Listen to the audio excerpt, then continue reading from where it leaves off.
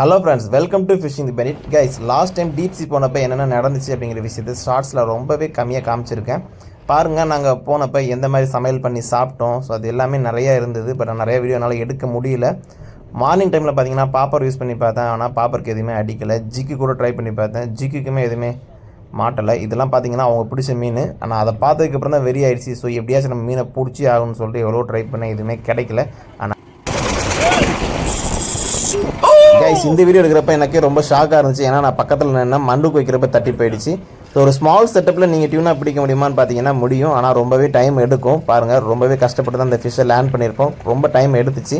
இந்த ட்ரிப்போட முழு வீடியோ உங்களுக்கு டிஸ்கிரிப்ஷனில் கொடுக்குறேன். மறக்காமல் வீடியோ ஃபுல்லாக பாருங்கள். இந்த வீடியோ பிடிச்சுன்னா லைக் பண்ணுங்கள், ஷேர் பண்ணுங்கள், சப்ஸ்கிரைப் பண்ணுங்கள்.